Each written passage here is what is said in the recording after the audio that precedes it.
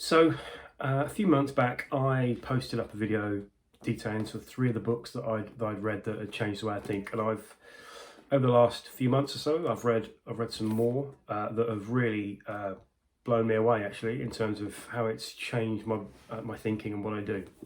And here's the first one. It's Thanks for the Feedback by Douglas Stone and Sheena Heen. This it's really thick, and I know someone was saying to me when they saw me reading it, they were going, blimey, it's a big book on feedback, so a lot to talk about. Well, there is a lot in there, and it's really, really fascinating stuff. We all give feedback, we all take feedback, and it's not the easiest thing either to give or take, actually. And there's some interesting stuff in here about what we can do and how we feel about it.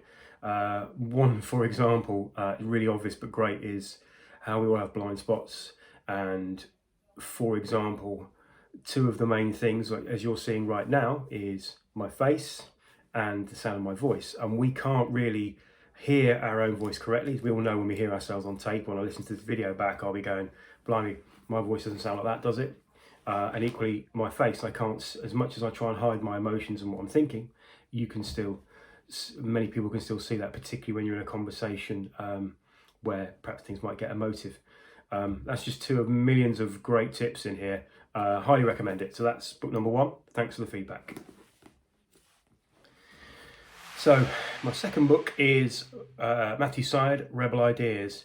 One of Matthew's books, Black Box Thinking, featured in my last three. This one didn't disappoint either. Really, really interesting. Fascinating stuff around the whole idea of listening to people and taking on board other ideas, and that places that don't have that or have the same group of thinkers and type of people working in an organisation can't spot the issues and the difficulties. The list goes on, to be honest. Organisations that hire the same sort of people and some of the issues that come from that. Excellent stuff. Really recommend it. So that's Rebel Ideas by Matthew Syed. Here's book number three. That's Think Again by Adam Grant. This is one of the best books I've read in a long time. Loved it. This guy is fantastic. Such a great read, and so many interesting things.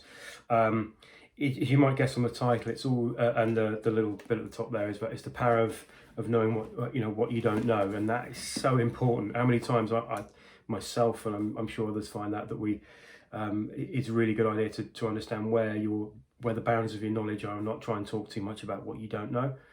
One of his big things is about thinking like a scientist, that scientists will have ideas, they'll have hypotheses, and they'll test them and make sure it's correct. I wish that were the case sometimes when I've been talking about some of the things I talk about.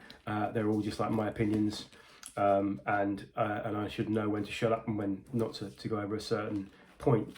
And it's all about, not dissimilar to the Matthew Syed book, is about embracing other people's ideas and challenging, go to people, talk to people who disagree with you, and understand where they're coming from. That will make more powerful arguments. And he describes arguments, people having a debate and argument, as a dance, which I think is fantastic. And I've really learned a lot from this book, and I've really, really tried to bring that into practice in when I'm at work and in my social life. So yeah, big one. That's Think Again by Adam Grant.